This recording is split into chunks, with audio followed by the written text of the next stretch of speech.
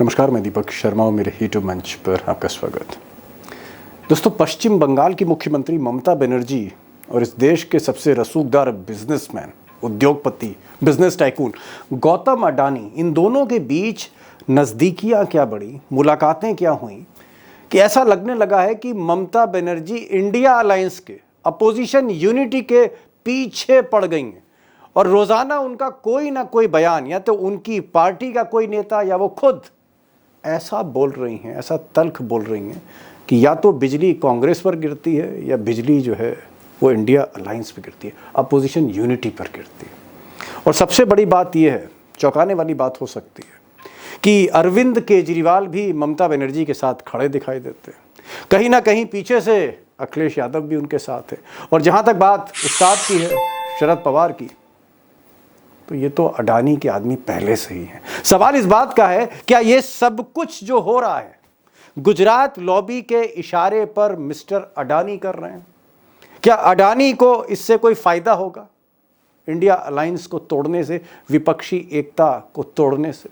अब जाहिर सी बात है कि इंडिया अलायंस अगर कमजोर होती है, अगर टूटती है, बिखरती है, तो इसका लाभ इन्हीं दोनों को मिलना है, गुजरात लॉबी को, मोदी और शाह को। और जो लाभ मोदी और शाह को है, वही लाभ कहीं ना कहीं मिस्टर अडानी को है, क्योंकि एक नाव पे ही तीनों सवार हैं। अब अगर कांग्रेस पर हमला हो रहा है, बार बार हमला हो रहा है, और इंडिया अलायंस के भीतर से हमला हो रहा है, इंडिया अलायंस को कमज़ोर करने की आप कह सकते हैं एक कवायद चल रही है, तो लाजमी सा सवाल दोस्तों ये है कि क्या फिर कोई तीसरा मोर्चा बन रहा है, क्या कोई थर्ड फ्रंट बन रहा है? और इस थर्ड फ्रंट को ममता दीदी लीड करेंगी और पीछे पीछे अरविंद केजरीवाल होंगे, केजरीवाल साहब के पीछे अखिलेश यादव होंगे, उनके पीछे पितामह उस्ताद शरद पवार होंगे, फिर केसीआर जैसे लोग आ सकते हैं, उद्धव ठाकरे भी आ सकते हैं आगे पीछे। तो क्या कोई तीसरा मोर्चा बनने जा रहा है माइनस कांग्रेस, और ये सारे लोग एक मंच पर आ रहे हैं?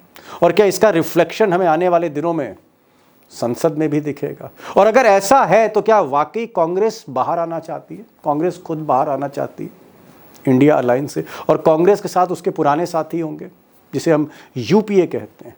क्या यूपीए के सारे घटक दल एक हो जाएंगे, जिसमें स्टैलिन है तमिलनाडु के मुख्यमंत्री, डीएमके के नेता, उसमें लालू की पार्टी आरजेडी भी होगी, उसमें हेमंत सोरेन जो इस वक्त मुख्यमंत्री हैं, कांग्रेस के आप कह सकते हैं सीनियर पार्टनर हैं झारखंड में? क्या फिर ये एक और धड़ा होगा? और क्या विपक्ष दो हिस्सों में टूट जाएगा, बिखर जाएगा? Advantage mister Modi, mister Shah, mister Adani? अब दोस्तों, जो सबसे बड़ा सवाल है वो तो सबसे बड़े प्रदेश उत्तर प्रदेश से ही उठ रहा है कि क्या अखिलेश यादव जो आजकल अरविंद केजरीवाल पर बहुत मेहरबान हैं दिल्ली चुनाव में, उन्होंने आम आदमी पार्टी को सपोर्ट किया है, ऐलान किया है कि हम आम आदमी पार्टी को सपोर्ट करेंगे।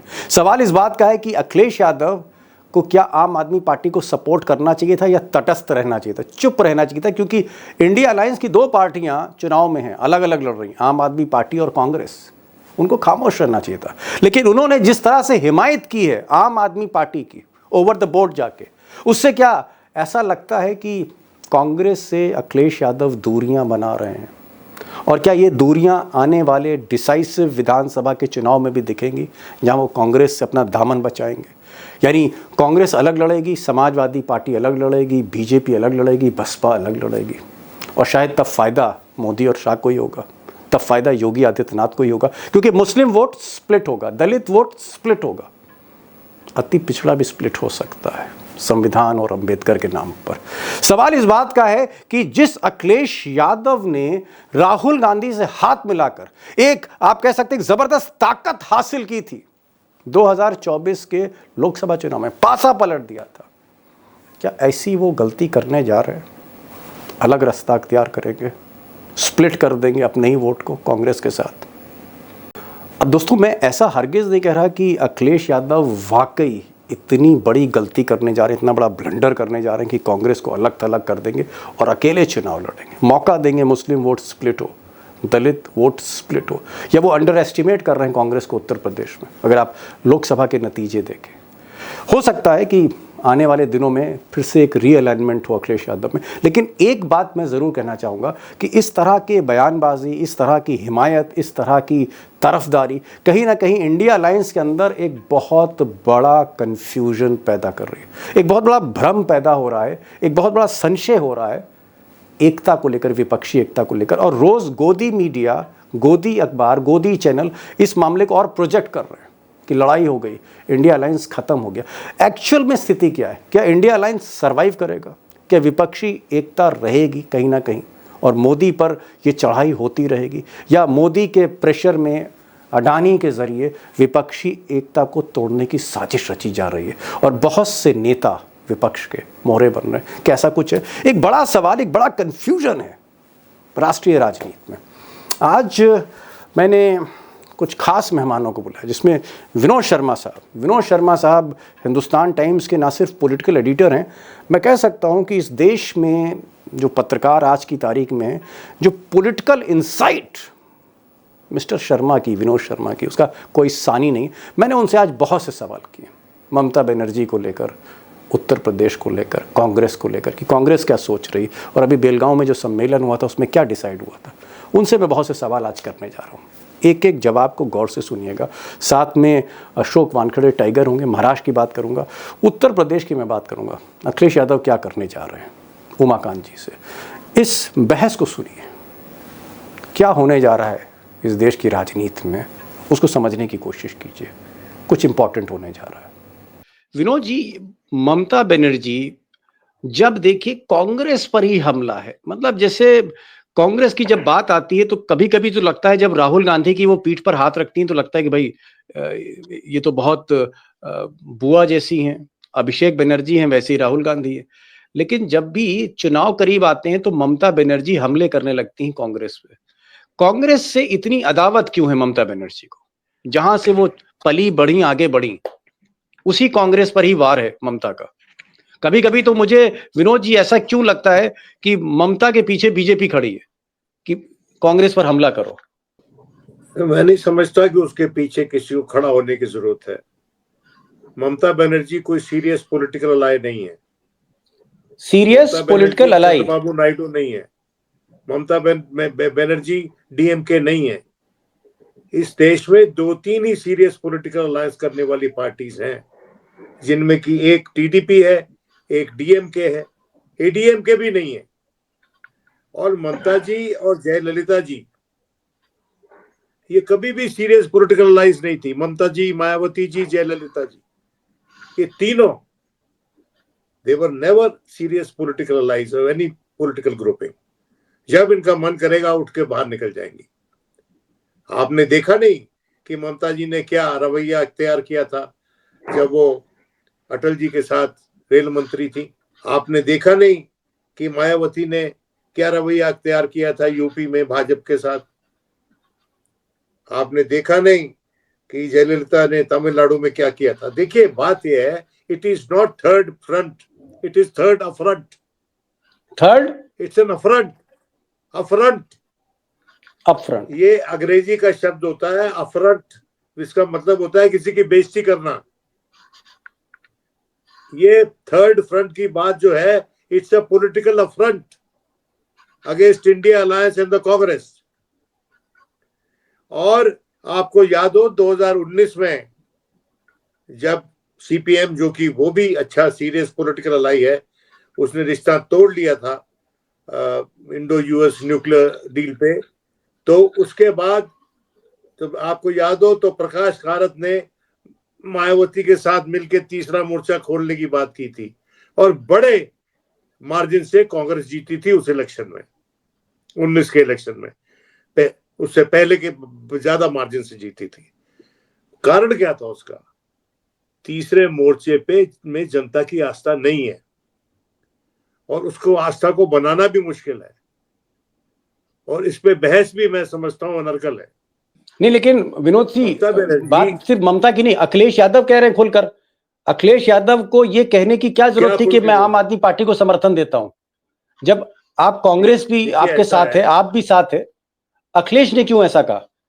देखिए, राजनीति में ब्रिंकमैनशिप जरूरी होती है, क्योंकि वहां पर बड़ी मछली छोटी मछली को खाती है। और वो छोटी मछली है मुलायम सिंह की पार्टी। देखिए, मुलायम सिंह भी सीरियस पॉलिटिकल अलाइ नहीं था। उसने सोनिया गांधी को 272 की बात जब हुई थी, अगर आपको याद हो, तो सपोर्ट नहीं किया, सरकार नहीं बनाई कांग्रेस ने। जब गिर गई सरकार, गिर गई जयललिता की, कांग्रेस फेल। सबसे बड़ा कांग्रेस को नुकसान हुआ था जब उसने अटल जी की सरकार गिरा दी और अपनी नहीं बना सके। मेरी तो समझ में नहीं आ रहा कि यूपी में भी ममता जी को एक कोई इंडिपेंडेंट कैंडिडेट था और उनकी टिकट पे लड़ता था, और उसके जी चलते बड़ा प्रचार होता था कि भाई ममता जी भी लड़ रही है यूपी में। अरे ये गेस्ट अपीयरेंस है, आप तो ऐसे बना के, पत्रकार तो ऐसे बना के फेस करते हैं, आप नहीं।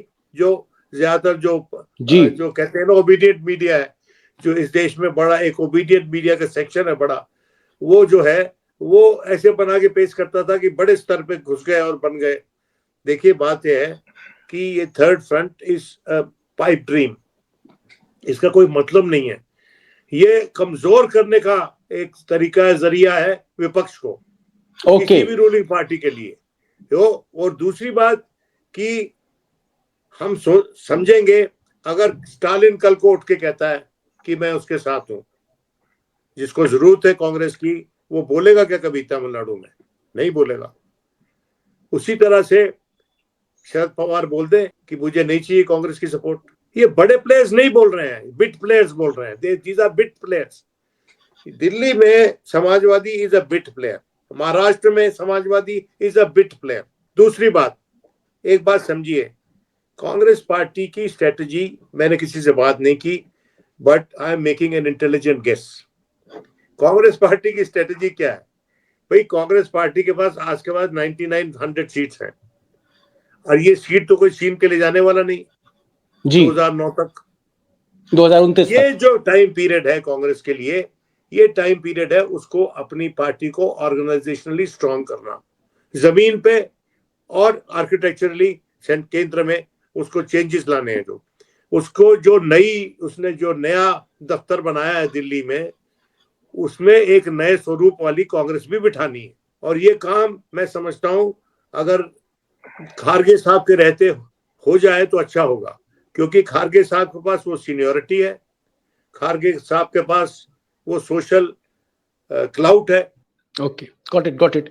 विनोद शर्मा है, काफी तजुर्बे वाले पत्रकार है, कई सालों से, बरसों से कांग्रेस को देख रहे।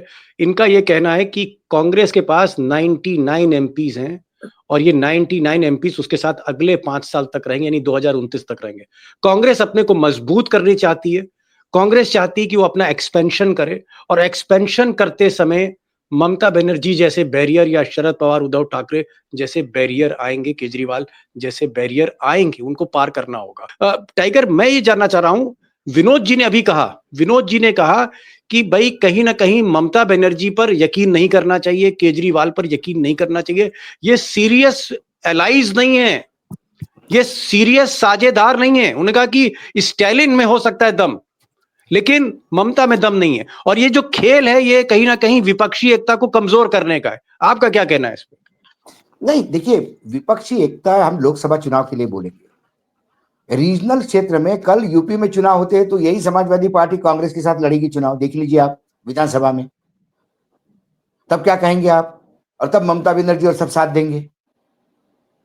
सवाल ये है दीपक जी, ममता बनर्जी को क्यों नॉन सीरियस कहा दादा ने, विनोद जी ने? आप प्रणब मुखर्जी का राष्ट्रपति पद का चुनाव देखिए, मुलायम सिंह जी के साथ जाके उन्होंने एक नया कैंडिडेट खड़ा करना और बिल्कुल दादा का अपोज करना, जबकि दादा बंगाली थे, भूमिपुत्र थे।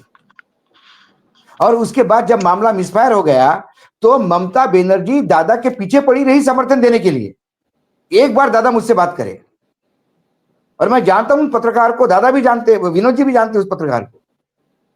पत्रकार ने जब पूछा दादा को कि दादा वो ममता एक बार मिलना चाहती है आपसे, मिल तो लो। दादा ने क्या कि अरे बाबा मैं क्या मिलूं, मेरे यहाँ आके फिर वो कुछ फैल जाएगी। मैं तो बगैर ममता के सपोर्ट से ही जीत रहा हूं, तो I don't need Mamata support. फिर ममता खुद मिलने गई बुके लेके और बोली नहीं नहीं मैं तो बच्ची हूं आपकी, और आपने ऐसा कैसा कह दिया, और मैं तो आपको समर्थन दूंगी। वो बोले आप दोगी तो ठीक है, नहीं दोगी तो ठीक। फिर दिया समर्थन। ऐसे चाइल्डिश लेवल पे आप, एक राष्ट्रपति का चुनाव है, आपके पार्टी ने एक स्टैंड लिया तो you should stand to the stand. You can not play like this कि बच्चों जैसे, छोटे बच्चों जैसे, इसलिए का नॉन सीरियस है। आप देखिए डीएमके देखिए, चाहे बुरे दिन हो अच्छे दिन हो साथ में रहते हैं, they don't do this all type of gimmicks. अब इन सभी लोगों ने कहा कि हम भाई बस ये सिर्फ कांग्रेस को बताने के लिए, और कांग्रेस क्या करेगी मैं बोलता हूँ चलो ठीक है, एक नया थ्योरी अब आज फ्लोट करें। कांग्रेस से सभी नाराज है इंडिया गठबंधन के, कांग्रेस बाहर बैठी है अभी इंडिया गठबंधन के, आप थर्ड फ्रंट करिए, कांग्रेस के पास 100 सीटें हैं, कांग्रेस समर्थन करेगी, चलो आप सरकार बनाइए। कांग्रेस के बगैर कोई फ्रंट बनता नहीं इस देश में, ये बात मानिए। 100 सीटों का ब्लॉक किसी के पास नहीं है। सबसे बड़ा ब्लॉक जो बोलता है कि मेरे पास सबसे ज्यादा सीटें है, वो 33 पे दम मारता है। मैं उत्तर प्रदेश की बात करना चाह रहा था। भाई उत्तर प्रदेश तो सबसे बड़ा राज्य है, सबसे भारी उलटफेर भी हमने लोकसभा में देखा लखेड़ा साहब। अब जिस तरह के तेवर दिख रहे हैं, जिस तरह का मिजाज दिख रहा है अखिलेश बाबू का, कि भाई वो ट्विटर से कह रहे हैं कि साहब हमारा समर्थन जो है वो आम आदमी पार्टी का है। अखिलेश यादव या प्रोफेसर राम गोपाल, इनके जो नखरे हैं, नाज है, या जो इनके मिजाज आज की तारीख में थोड़ा सा कांग्रेस से कभी कभी मुझे लगता है कि इनको भी वही गिले शिकवे हैं जो ममता बनर्जी को है। मेरा सवाल ये है कि मान लीजिए आने वाले समय में अगर कांग्रेस अलग लड़े और समाजवादी अलग लड़े, तो लखेड़ा साहब नुकसान किसका है, ये बताइए।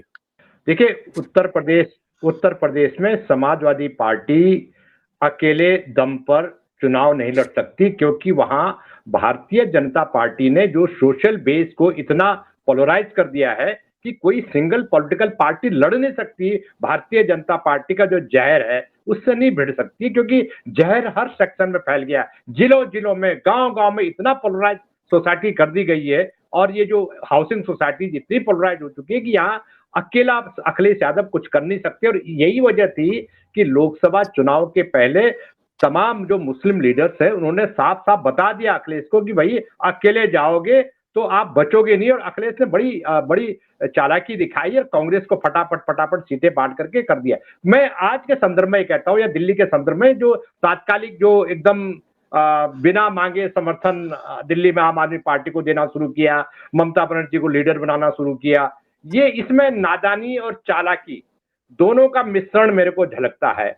और इनको नादानी भी और चालाकी भी सर, तो नादानी, और सुबह नादानी दिखाते, दिन में चालाकी दिखाते हैं, दिन में चालाकी दिखाते, रात को नादानी दिखाते। तो ये जो लव एंड हेट का रिलेशनशिप है, मैं बात से सहमत हूं विनोद जी की, कि देखिए कि इनको लगता है कि स्ट्रॉन्ग कांग्रेस इनको निकल जाएगी, इनको चाहिए कमजोर कांग्रेस। तो कमजोर कांग्रेस इनके कहने से थोड़ी हो जाएगी। अगर कांग्रेस का एक्सपेंशन होगा, कांग्रेस आगे बढ़ेगी, तो कांग्रेस अपनी कॉस्ट पर आगे बढ़ेगी ना। अब कांग्रेस आज डाउन हुई है तो अपनी गलतियों के कारण डाउन हुई है, उसमें समाजवादी पार्टी का कोई रोल थोड़ी है। मैं तो ये कह रहा हूं कि उत्तर प्रदेश में भारतीय जनता पार्टी को कमजोर करने के लिए एक क्षेत्रीय पार्टी के रूप में समाजवादी पार्टी को जो मेहनत करनी चाहिए उस पर ध्यान ना दे करके आप दिल्ली में आम आदमी पार्टी और फलाना पार्टी, इससे कोई बेनिफिट होने वाला नहीं है। इसलिए नहीं है बेनिफिट होने वाला कि राष्ट्रीय राजनीति में अगर आपको भारतीय जनता पार्टी के नेटवर्क से फाइट करना है, उसके जो थैली वाले जो पूंजीपतियों से फाइट करना है, तो कांग्रेस के बिना वो लड़ाई आप नहीं लड़ सकते। विनोद जी, भाई उमाकांत जी ने एक बात कही, मेरी समझ में नहीं आ रहा, मुझे लगा कि आप ही ज्यादा इसको बेहतर तरीके से समझा सकते हैं। ये एक अजीब बात कह रहे हैं, ये कह रहे हैं कि साहब अखिलेश यादव को जब लगने लगा कि बीजेपी से अकेले नहीं टकरा सकते, और तब उन्होंने कांग्रेस का साथ लिया। मुसलमानों का प्रेशर था अखिलेश यादव पे कि भाई वोट स्प्लिट हो जाएगा, क्योंकि राहुल गांधी खुलकर बोलते हैं अमित शाह पर, अडानी पर, मोदी पर, और अखिलेश यादव ऐसा बोलते नहीं है। प्रोफेसर राम गोपाल का तो हाल ही है, वो बर्थडे मनाते हैं उनके साथ, मिस्टर शाह के साथ। मैं ये कह रहा हूं कि क्या आपको लगता है कि अखिलेश अगर कांग्रेस के साथ नहीं गए होते, संविधान की किताब नहीं चली होती, तो अखिलेश 33 सीट ना ला पाते? क्या कांग्रेस से फायदा उठाया उन्होंने, अखिलेश यादव ने? नहीं, देखिए दिस इज जो बेनिफिट जो है ना, इक्वल और म्यूचुअल है, और डिस्ट्रक्शन भी इक्वल और म्यूचुअल होगी। ओके, समझ लीजिए, फायदा भी बराबर, नुकसान भी बराबर। हाँ, अगर अलग अलग होंगे तो डिस्ट्रक्शन भी इक्वल एंड म्यूचुअल होगी, और साथ रहेंगे तो फायदा भी म्यूचुअल एंड इक्वल होगा। तो इसलिए ये जो आज की मिलीजुली राजनीति है ना, it is like a nuclear warfare. दोनों के पास बम है, दोनों ने चला लिया तो दोनों तबाह हो जाएंगे। तो दोनों को फायदा है। सवाल ये है कि Congress party has to show maturity, और ये जो छोटी पार्टीज है ना, मुझे कभी कभी शक पड़ता है कि ममता के गुट में, उसकी पार्टी के गुट में या अखिलेश के गुट में, इनको कोई ना कोई ऐसा व्यक्ति है अंदर, वो कांग्रेस समर्थक है, जो इनको इंसाइट करता रहता है, और कांग्रेस खुद भी अपनी गलतियों से कई बार इनको इंसाइट कर देती है। और ये इन टोटल ये कंफ्यूजन क्रिएट करने के लिए बीजेपी के पास अच्छा बारूद है। ये कंफ्यूजन तो अभी तक क्रिएट कर रहा है बारूद, ये बारूद कहीं इतना स्ट्रांग ना हो जाए कि इसको इंडिया अलायंस को ब्लो अप कर दे। वो होगा नहीं। उसका रीजन ये है कि जैसा हम डिस्कस कर रहे हैं कि इनके पास कुछ अपना सरमाया तो है नहीं। ये ममता बनर्जी जो है यार, तुम इनको, ममता बनर्जी को बार बार टेस्ट खिलाड़ी डिक्लेयर कर देते हो कि टेस्ट खेलेगी। इसका ट्रैक रिकॉर्ड क्या है? रणजी में जो खेली है वहां त्रिपुरा में, इसका ट्रैक रिकॉर्ड क्या है जो गोवा में खेली है, असम में। Mamata Banerjee is in the habit of punching above her weight. वो होता है ना बॉक्सिंग में, अपनी हैसियत से ज्यादा होती है तो ये वो बॉक्सर है जो अपने वेट से अबव पंच करती है। ये बात ध्यान रखो आप, क्योंकि बोलती बड़ा जोर से है, इम्पेचुअस है। और एक बात समझिए, ममता बनर्जी फाइटर थी, फाइटर है, फाइटर रहेगी। तो फाइटर की तरबियत जो होती है ना, वो इंस्टीट्यूशन चलाने वाली नहीं होती है। अगर जब तक वो उसमें बदलाव ना आ जाए, मानसिक तौर पे टेम्परामेंटली बदलाव ना आ जाए। Mamata Banerjee lacks the temperament to run a coalition. हाँ, उसको कुछ भी बना दो, उसको अध्यक्ष बना दो, कल 4 दिन में इंडिया अलायंस टूट जाएगा। ओके, उसके पास टेम्परामेंट ही नहीं चलाने का। ये संयुक्त परिवार है, इसको चलाने के लिए टेम्परामेंट चाहिए। या सोनिया गांधी का टेम्परामेंट चाहिए या खारगे का चाहिए। राहुल गांधी का भी नहीं चलेगा। प्रियंका गांधी देखते हैं हाउ वेल शी डज, उसका टेम्परामेंट पता चल जाएगा। कोलिशन चलाने के लिए आपको बड़ा ही, Hari Surjeet is the role model. Sharad Pawar चला सकते हैं, लेकिन पार्टी छोटी है, क्लाउड नहीं होगा। शरद पवार के पास एक्सपीरियंस है, वेल्थ ऑफ एक्सपीरियंस है। भाई ममता बनर्जी कौन है आउटसाइड वेस्ट बंगाल? मैं बेइज्जती नहीं कर रहा हूं उनकी, मैं बहुत इज्जत करता हूं। शी इज अ फाइटर, और जो लेफ्ट से लड़कर इतनी लंबे अरसे तक लड़के उसने वहां तख्ता पलटा और बीजेपी का आने नहीं दिया बंगाल के अंदर। उसकी सबसे बड़ी उपलब्धि है कि उसने बीजेपी को बंगाल में घुसने नहीं दिया। ये है उसका सर्टिफिकेट। इसी दम पे वो मांगती है मुझे ज्यादा बड़ा अहम रोल दो।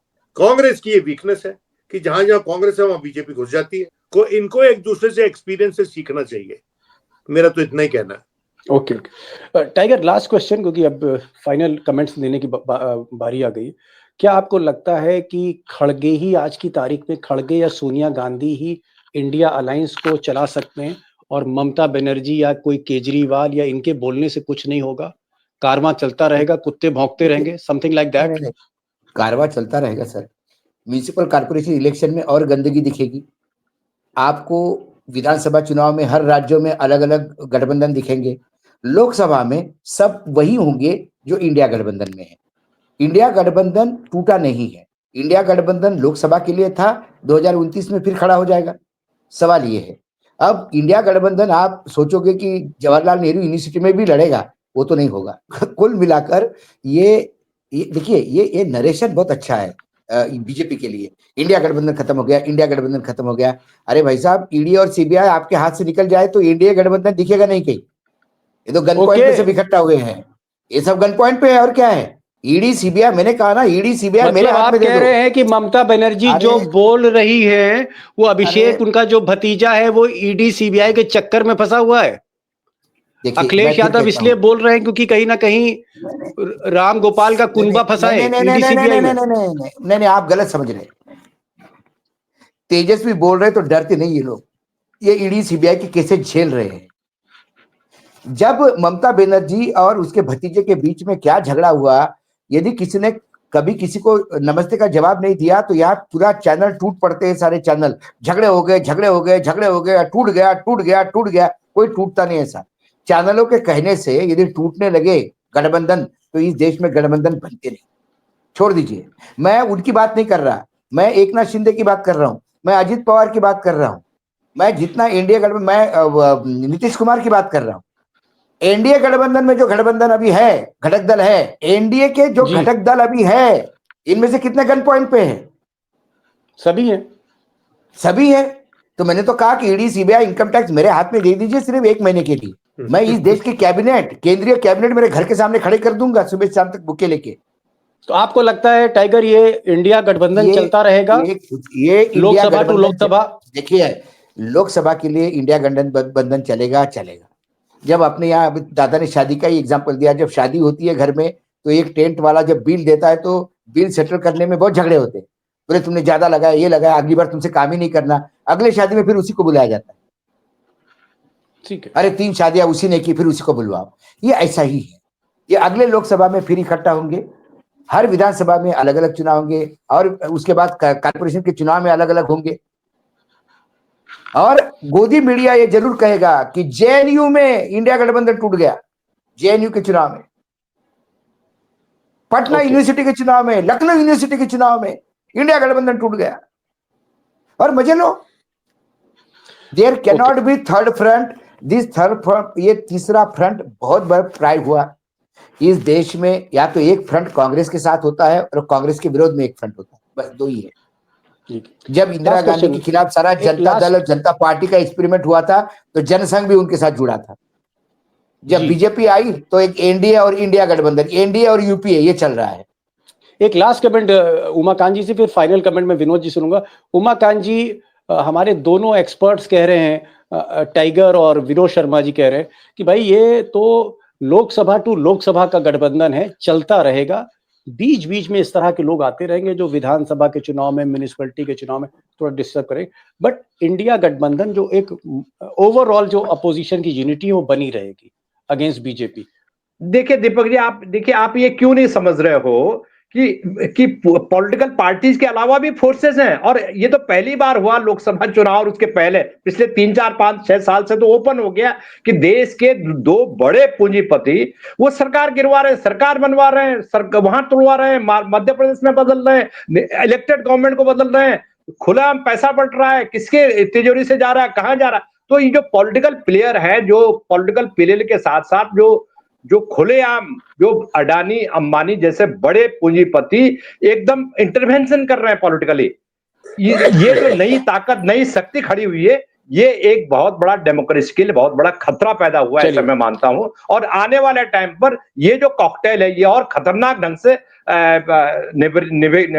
बनेगा, देश के सामने चुनौती बनेगा। और जो गरीब पार्टियां, छोटी पार्टियां, उनके लिए चुनाव लड़ना मुश्किल हो जाएगा, क्योंकि जो पैसा ये दे रहे हैं बड़ी पार्टियों, खासतौर पर भारतीय जनता पार्टी को, और सबको पता है भारतीय जनता पार्टी पानी की तरह लोकसभा में, विधानसभा में। आप दिल्ली में देखना, मुझे आज किसी बात से हुई, बीजेपी के वर्कर से बात हुई, वो कह रहा था पैसा पानी की तरह बहाया जाने वाला है, आप 5-10 दिन में देखिए क्या खेल होने वाला है। जी विनोद जी, लास्ट कमेंट, मुश्किल से 30 सेकंड बचे हैं। इनका एक सवाल में जवाब आया लखेड़ा साहब का कि साहब अडानी हैं, वो भी कहीं ना कहीं उकसा रहे हैं ममता बनर्जी टाइप या प्रोफेसर राम गोपाल टाइप। क्या आपको लगता है कि ये जो कुछ दिन के लिए जो झगड़े चल रहे हैं इंडिया अलायंस में, इसके पीछे अडानी और इनका कोई इंटरेस्ट हो सकता है ऑन बिहाफ ऑफ गवर्नमेंट? देखिए, बात यह है कि दुनिया भर में डिबेट चल रही है, लेकिन हमारे देश में अब प्रखर हो गई है। क्या हमारे यहाँ धनतंत्र चल रहा है कि लोकतंत्र चल रहा है? धनतंत्र का अंग्रेजी अनुवाद है plutocracy. It's a form of governance where money gets precedence over anything else. Capital decides क्या होगा, और कैपिटल अपने मन से, अपने हिसाब से काम करवाता है। तो एक तरफ तो ये कोशिश हो रही है, और दूसरी तरफ ये कोशिश हो रही है कि जनता की आवाज बनाए रखे अपने निजाम में, अपनी गवर्नेंस में। लोगों को चूज करना है कि लोग किस तरफ जाना चाहते हैं। लेकिन ये जो हमारे छोटे छोटे नेता हैं, ये जिसे पुराने जमाने में जमींदार होते थे ना, अपनी जमीनें पकड़ पकड़ के बैठे रहते हैं, कुलक्स। जी, ये कुलक्स है। वो कुलक वाली मेंटेलिटी से इनको ऊपर उठना पड़ेगा, ओके, जब भी गॉट हमारा इट। उद्धार होगा। तो ममता बनर्जी हैं या केजरीवाल हैं या बाकी जो नेता हैं, विनोद शर्मा साहब का कहना है कि इनको जमींदार की जो मानसिकता है उस जहनियत से ऊपर उठना होगा और कहीं ना कहीं धन तंत्र से इस लोकतंत्र को चलाने की कोशिश हो रही है। जनता को कहीं ना कहीं उसको भी सोचना है। कांग्रेस के लिए विनोद शर्मा जी ने एक चीज कही कि कांग्रेस को इन 5 सालों में अपने को बिल्डअप करना होगा, एक्सपैंड करना होगा, क्योंकि अल्टीमेटली जो हमारे सारे एक्सपर्ट्स मानते हैं कि बीजेपी को चुनौती ममता बनर्जी नहीं दे सकती राष्ट्रीय स्तर पे, अखिलेश यादव नहीं दे सकते, केजरीवाल नहीं दे सकते। बीजेपी को राष्ट्रीय स्तर पर चुनौती, यानी मोदी की कुर्सी सिर्फ एक ही पार्टी छीन सकती है अगर लड़े दम से, वो कांग्रेस, जिसके फुटप्रिंट्स पूरे देश में। तो बहरहाल इंडिया अलायंस बना रहेगा, लेकिन लोकसभा टू लोकसभा यही एक फाइनल लाइन है। विधानसभा और बाकी चुनाव में, म्युनिसिपल कॉर्पोरेशन के चुनाव में आपस की लड़ाइयां होती रहेंगी, क्योंकि कहीं ना कहीं ज्यादातर जो रीजनल पार्टीज के जो नेता हैं वो अल्टीमेटली जमींदार हैं, ये विनोद शर्मा साहब का कहना है। शुक्रिया आप तीनों मेहमानों का। मैं विनोद शर्मा जी का बहुत ही शुक्रिया अदा करूंगा दिल से, क्योंकि वो आए और उन्होंने समय दिया हमको। टाइगर, आप भी आते हैं, बहुत मसरूफ रहते हैं आप, और उमाकांत जी एक फोन कॉल पे आप भी आते हैं। मैं आप सबका आभार व्यक्त करता हूँ। शुक्रिया, thank you so much for joining this program. Thank you so much sir.